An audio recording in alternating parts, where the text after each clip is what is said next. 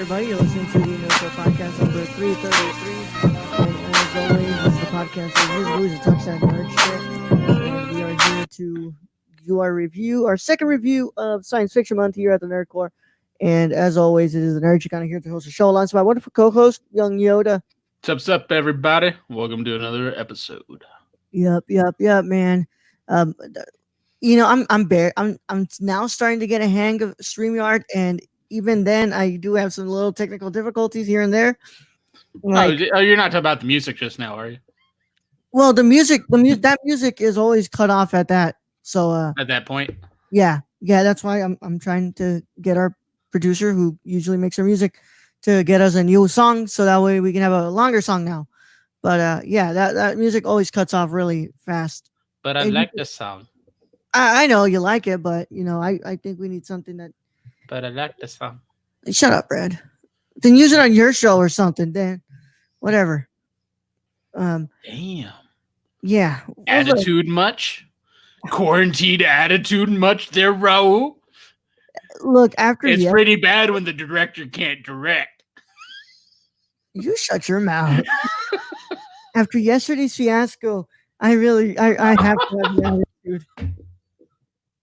Oh, and you missed like half of what your brother was ending up doing. Yeah, well, so for those of you who didn't listen to the Learn live show yesterday, this is early. This is live streamed early for the Patreons. This show, the main show, is live streamed early for the Patreon supporters because they're wonderful people and they're the ones who make this show, and all the shows happen on the feed. Woo. So, thank you to them. And if you're watching this on your regular day, you can still get this a day early, streamed live or in your feed by going to www.patreon.com/thenerdcore and pledge to $1 tier. And there you go. There's the good old link. So patreon.com/nerdcore. So for those of you who didn't watch the Nerdcore live show yesterday, there was a little bit of a fiasco that was going on. So I apparently did not have my microphone settings correct. It was not the correct settings, and the audio was actually coming from my webcam right here, my webcam. And that's not a good thing because the webcam audio I have is crap. It's real crap, like bad.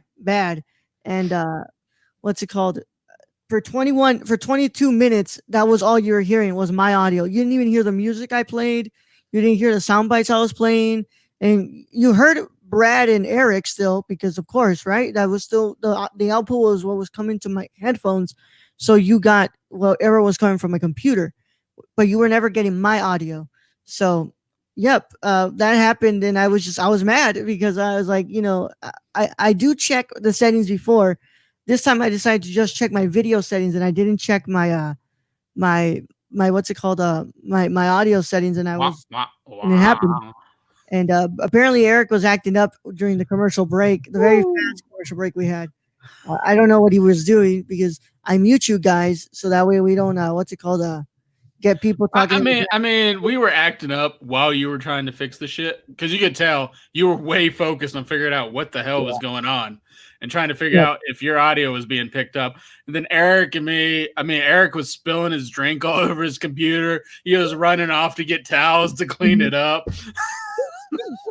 And I'm dying because, you're just sitting there just trying to figure this shit out. And I'm just watching your brother just act a fool. That's what I like about the live show, man. And I'm glad that Eric's always down to come on the show because it's a lot of fun when he's here. And I'm trying to see if I can move my. Oh, that Shane episode with him. I mean, that was probably one of the best episodes we've done in a long time. That was so much fun. I knew that Eric and Shane were gonna, mix really well. Brought the house down, as they say. Yep. But as always, we're continuing on here with our Science Fiction Month here at the Nerd Club. I'm so excited. Yeah, we're going to talk about a movie that, what's it called? This is Brad's first pick. And we're going to talk about this movie. It's called 12 Monkeys. And Brad, I'm pretty sure you do have your Wikipedia information. I do. All right, cool. So as always, right? Wait, I forgot to ask Brad, how are you doing today? I'm doing better than I was last week. I'm doing well. Last week kind of sucked in a lot more ways. I won't go into detail, but it kind of sucked. But this week started off well for a Monday. Yep. Yep, that's how it is, man. That's how it is. Um, so I mean, it's never a bad day when you can podcast, right? We get the chance to Right. podcast. Especially when we get to talk about these cool movies we get to watch. Yep, yep. So without further ado, I guess we're gonna go ahead and get into this. As always, if this movie did come out in 1995, our cutoff date here at the Nerd Core is 1969 for movies without a spoiler review. So if you have never watched 12 Monkeys, this is your chance to get out because this is your spoiler warning. If you don't care and you still want to listen, then go ahead and keep listening. But just for those who care for spoilers, the spoiler warning is in effect in a 5, 4, 3, 2, 1. All right, there we go. So, Brad, let's go ahead and introduce the people to the wonderful movie that is 12 Monkeys, 1995. And just to preface this, this is the 1995 movie. This is not the 2015 television adaptation series. Yep. So coming from our great source, Wikipedia, and as you can tell from the first sentence, it is from Wikipedia. 12 Monkeys, also known as 12 Monkeys, is a 1995 American science fiction film directed by Terry Gilliam, inspired by Chris Marker's 1962 short film La Jetée, which I'm sure Raul's going to make us watch at some point. I've actually never seen that film before, Brad. I think it's. I mean, if this is what this is based off, it's going to be a watch. Yeah. In my eyes. Yeah, if it's a short film, then we could probably do it for like a live show. We'll just talk about it there. But yeah, I've never seen La Jetée, which I've been in film school. I've heard a lot of people talk about La Jetée, and I've never seen it. All right, going back to Wikipedia. And starring Bruce Willis, Madeline Stowe, and Brad Pitt, with Christopher Plummer and David Morse in supporting roles. After Universal Studios acquired the rights to remake La Jetée as a full-length film, David and Janet Peoples were hired to write the script. Under Gilliam's direction, Universal granted the filmmakers a $29.5 million budget, and filming lasted from February to May 1995. The film was shot mostly in Philadelphia and Baltimore, where the story was set. The film was released to critical praise and grossed $168 million worldwide. Pitt was nominated for the Academy Award for Best Supporting Actor and won a Golden Globe Award for his performance. The film also won and was nominated for various categories at the Saturn Awards. Yep. 168 million.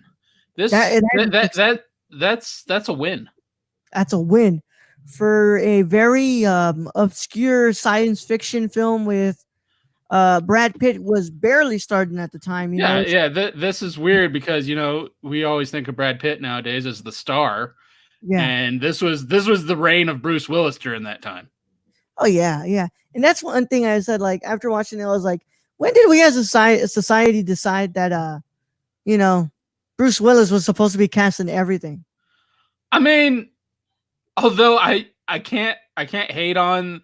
Like, I can hate on some of the comedies that he was cast in. I can't hate on the sci-fi. Like Fifth Element, 12 Monkeys now. I can't hate on it.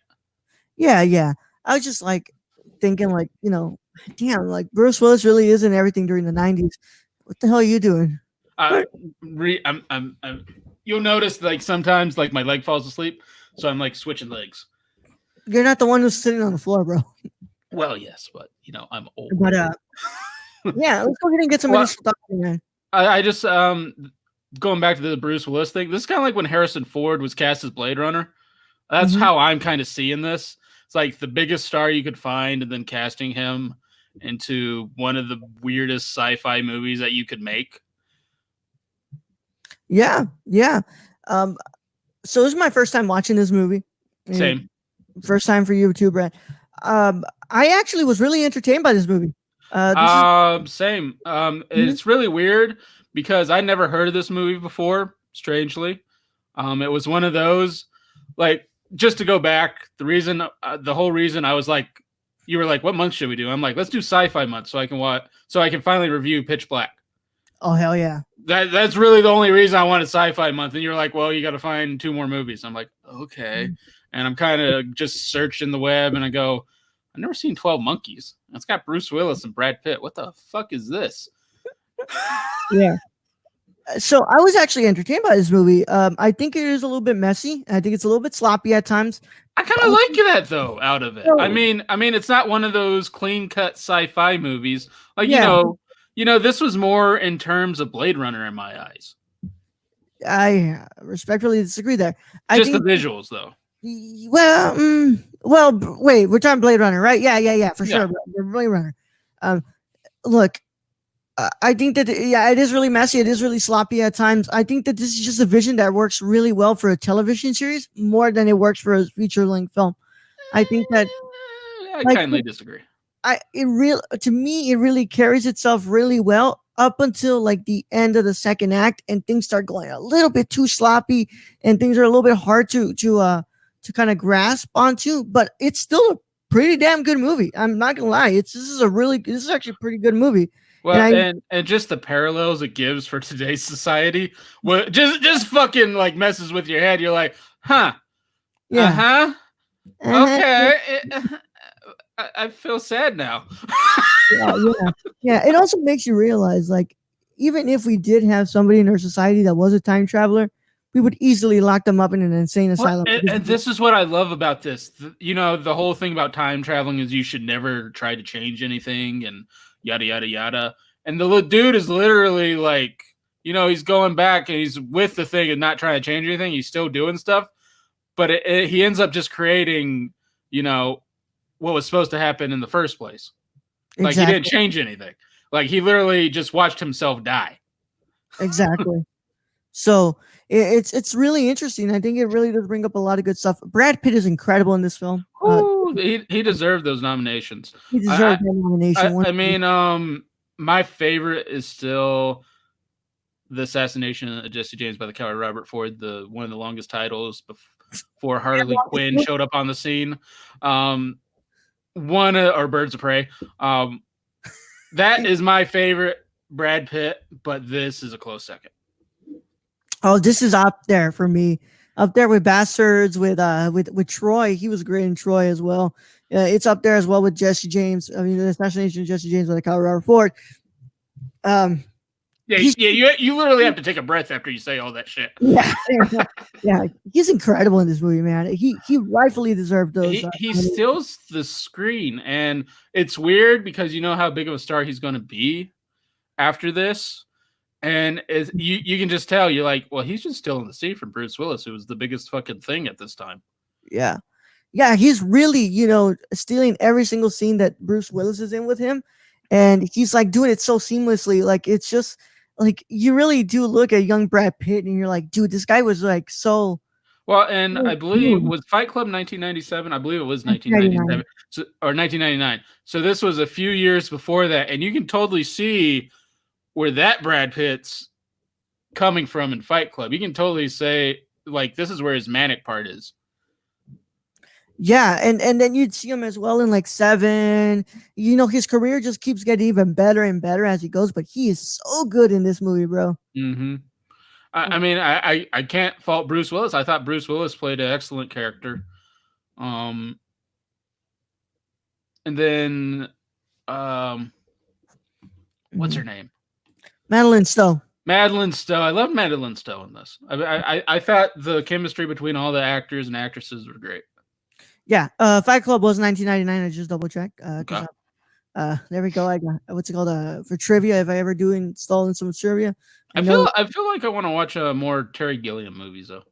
After this, which other ones has he done? Because for some reason I thought this was the same guy who did Interview with the Vampire, and I was like, oh god, no, I don't. You were afraid.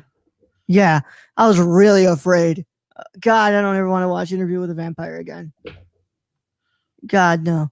But he's really good in this movie, and it's just he was a member of Monty Python. Yeah, he did Monty Python. Let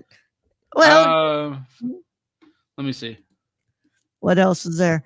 But yeah, no, Brad Pitt is incredible, and he really does deserve those nominations. He's just Madeline Stowe too. She's really, really good in this movie. And she kind of starts off like, oh, you see the progression of her character, and it just gets really, really good to keep watching her on screen.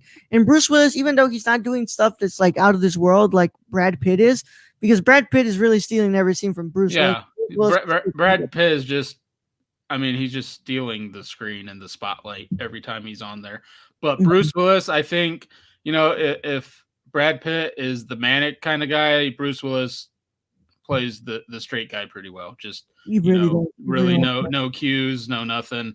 He's just kind of there and just trying to do his job. And he's got crazy Brad Pitt who's just getting his fucking way every time. Yeah. Which is like it's really interesting because people never bring up like, you know, and I'm not saying that he should play this character, but if anybody ever said like, yo, could Brad Pitt play a Joker one time at one point, and like after watching this movie, I'm like, yep, 100%. I'm sure he could. Do I want to see another fucking Joker movie? No, of course. I don't think anyone's going to do any better than Joaquin Phoenix or Heath Ledger. Yeah, exactly. And I'm just saying that it's not saying that I want him to do that because I don't want to. But you could have seen him do it. If Heath Ledger hadn't done it, Brad Pitt could have done it. Yeah, maybe. Brad Sure. Definitely could have done it. So yeah, I really like the music as well. The music is really well done in this. I like the shots. The production design is really well done. Like I said, most of my beef with this movie does come from just the pacing of it. I think it is really oddly paced, and I think it's a little bit. I mean, I see where you're coming from with that. I kind of liked it.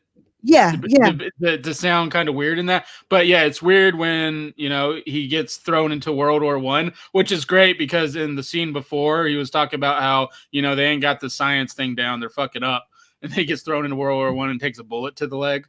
Yeah, and they're like, Madeline Stowe's like, where'd you get that? And he's like, oh, she finds out it's a bullet from World War I. And then she finds the picture and she's like, what the fuck is going on?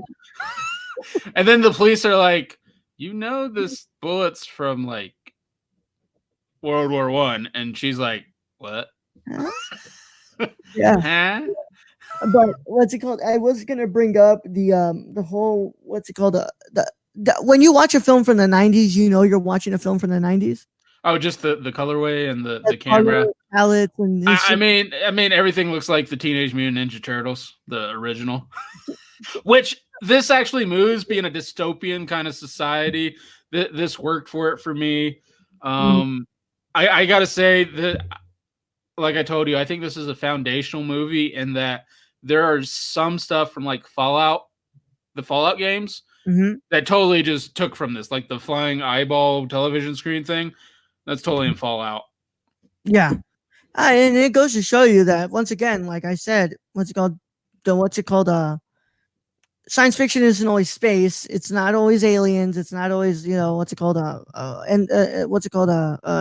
coming to invade Earth. It's stuff like this that's very grounded, but at the same time, it really does construct like a big vision of a film, which I think it works for a bit. It's just I think I'm really interested to watch that television series. Yeah, I want to see how they actually took that. I heard it's really well done, but I want to know how much more they can actually make into that with the time given, which I'm sure may, sometimes it gets better. I thought this movie was really great though, for being my first watch and for going into it kind of blind, because I wasn't expecting it to be that good, because to me, the one thing that really holds this movie down is the title. I just don't like the title on it. I don't like 12 Monkeys. I don't like the name of it. I mean, I don't like the name. I don't like the title. I don't think it tells anything on what this movie is. I mean, he's searching for 12 monkeys, but at the group of environmental whack jobs that are trying to purify the earth, they end up just releasing the zoo.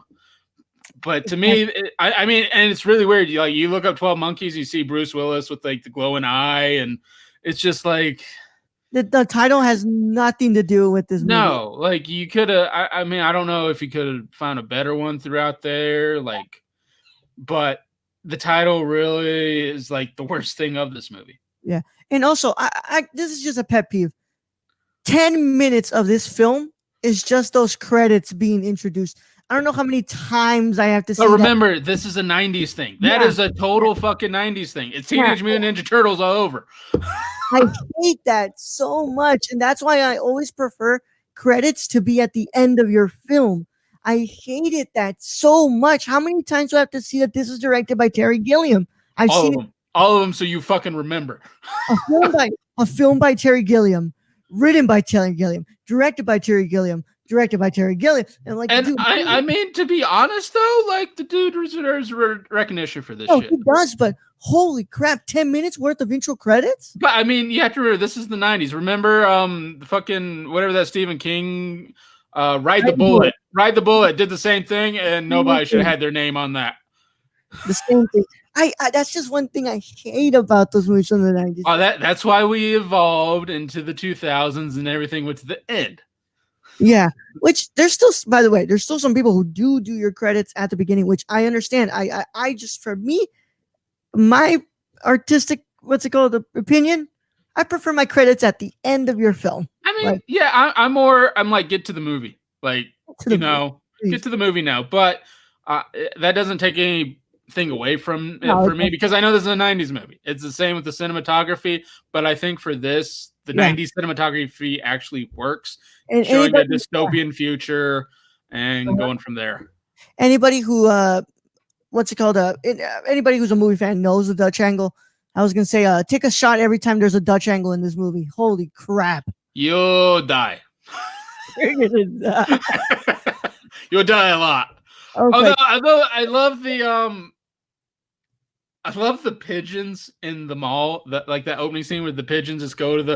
And I'm just like, the fuck? Am I watching Blade Runner again? Like, and I love how overexposed the dream is, because it's like, oh, that's how they used to do dream sequences back then. Yeah. Like just overexpose the shot a lot.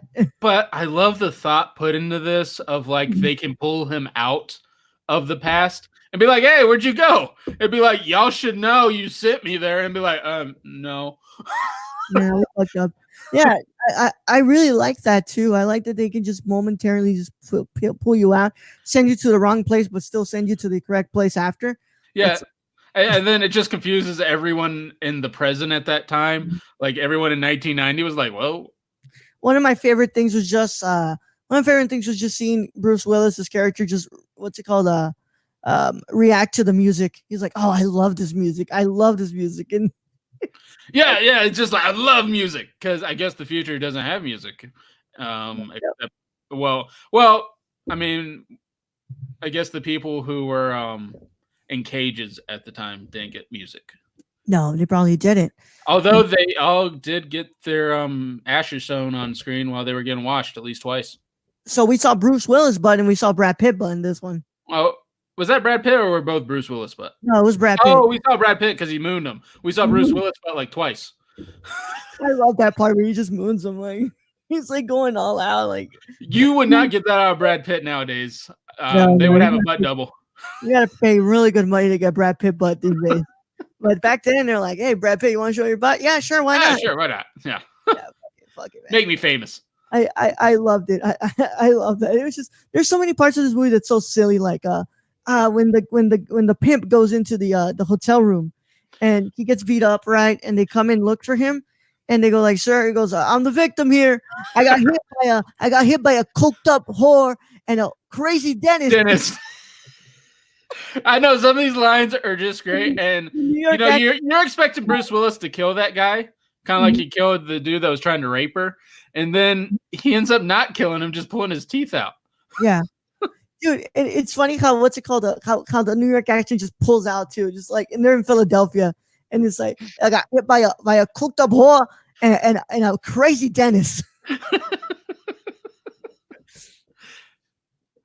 I love that part. That was so fun. It's like this for being a dystopian movie, it's a pretty fun movie. I mean, it's pretty fun to watch. Yeah, you don't get this out of 28 Days Later. No. But I got to say, I'm gonna go ahead and give 12 Monkeys a 7.5 out of 10. It's not bad. It's not bad at all. I actually enjoy. I think I'd watch this movie a little. I'd watch this movie again. But it's gonna be a while, because I really do want to try out. You got 4 seasons. Watch the television series. Jesus Christ! So 4 seasons. 4 seasons in a movie. We'll see what's up. If I'll probably try all the first 5 episodes and then decide from there. But if they're on Hulu, I'll watch them. But Brad, what's your score for 12 Monkeys? I really love this movie. I mean, this is what the sci-fi genre is all about in my eyes. This is. You know how much I love Blade Runner. I gave 10 out of 10 out Blade Runner. Yeah. This is right up close to that. Yeah. I mean, just the visual and the timing and just the acting. Mm-hmm. I mean, Brad Pitt gives a performance that he just kills it. I'm giving it a perfect score. This is how much I love this movie. 10 out of 10. Jesus Christ, I love this movie. It's probably the same. What's it called? Thought process of Aiden, because Aiden loves this movie too. This movie is amazing. I mean, and you giving it a 7.5? You gave it 7.5, right? Mm-hmm. That's pretty fucking good. That's pretty fucking good for a movie you never watched before. And you're gonna rewatch it, and you'll probably like it more, and you probably give like an 8 or 8.5. It's probably gonna increase over time. It's just on my first time, I was like, I really could not get past that pacing, which I was just not a fan of. And see, I didn't have a problem with the pacing because they were kind of doing the Tarantino thing and jumping here and there, not to the Tarantino extent. It was kind of just like them throwing him into the wrong time. Mm-hmm. This is also the same year that Pulp Fiction comes out, so make that what you will. But what's it called? I did enjoy this pick, and next week we'll be talking about District 9. And then after that, we're going to go ahead and do Pitch Black. I can't wait. The whole reason for this month. I can't wait to rewatch Pitch Black. Rewatch 3 years for that. 3 years to finally do Pitch Black. I can't wait to watch that movie again. And to anyone that doesn't know, yes, that is Vin Diesel, and that is Vin Diesel in the best role he's ever been in. Yeah, except for what was that one movie? No, you better not say whatever the babysitter thing is. Yeah, I was gonna say the babysitter. No. Damn, no. The pacifier. Nope. Bye. Well, it's fine because I have to do plugs. So, as always, thank you guys for listening to this episode. If you want to go follow us on Twitter, you can go find us at the Nerdcore _, Instagram at the Nerdcore, Facebook group the Nerdcore, the Nerdverse, the official Nerdcore group. You can go find us there. As always, also you can go leave a review on your podcast app of choice. It really does help us out a lot. Like, the way you're going to get these episodes to people is by going to the Apple Podcast and leaving those reviews, so that way people can keep finding us. And go ahead and do that for the Cinema Condition as well, because they really do need it as well. So go and do that for both feeds and go help us out with that, guys. Nerdcore.com for all written content. As always, you guys already know how it goes. Go and check it out and all the cool stuff we got there. I showed my professor my article on Cinema Paradiso, and he really, really liked it. And he left a comment on there. That's good. So I was like, thanks, man. My professor actually wants to be on the Cinema Condition, Brad. Ooh, what are you going to bring him in to talk about? Still needs to choose a movie. So we're almost at the mid-season finale. So, we're almost getting there to the end. We're going to get into number 15 very soon. So hopefully you guys go and listen to that when you guys get the chance on Wednesday. For the Patreon supporters, you're already able to get it. So, just go ahead and listen to that. And yeah, that's pretty much it for those main plugs. And now for the plugs that we need to hit to the listeners on the important plugs, the really important ones, right? The ones that are really important because they're the people who make these shows happen. And we're talking about the Patreon supporters, and you can find them. Look right there. That link is because they subscribe to this link right there, the nerdcore.com. The nerdcore.com, the www.patreon.com/nerdcore. We have producers Cassie and Sarah, and we also have executive producers Grayson Barker 98 on Instagram, Warlord 1bar. Grayson is our OG executive producer, and we love him so much. You can also find Shane Werbred. You can follow our friend Shane at twitch.tv/SWRKK or at SWRKK Twitch on Twitter. Awesome. And you can also find Brown Rice 1996 on Instagram and Twitter. Bryce is our executive producer. I love you, Bryce. We love you, Bryce. At the executive producer tier at the $25. So thank you so much. And as always, you can go ahead and just keep listening to us here on the Nerdcore. But in the meantime, we're going to see you guys on hopefully the mini pod for the Patreon supporters this week. And then Nerdcore live show, as always, to talk nonsense and all that. But Brad, I hope there's a unstructured episode this week. Maybe. Yeah, I hate when you do that. Maybe. There should be one. All right. Maybe. So I sent Brad a really funny meme today about how 30-year-olds take their pictures. So that's true. That's how it turns out. Like, I love how the cat just looks dead serious. And then you got to retake it because you put your face in the wrong way and it tilted in the other way. You're like, God damn it! There's an ugly side, which is every side. Well, with that being said, it's been a wonderful time here, and as always, Bradley, send him into the podcast void. All right, Ro. Thank you for being host as always. Thank you to all our listeners out there, all our Patreon supporters. We appreciate each and every one of you. And I guess to end this episode. I'll just say more Brad, but Yogi Yoda out.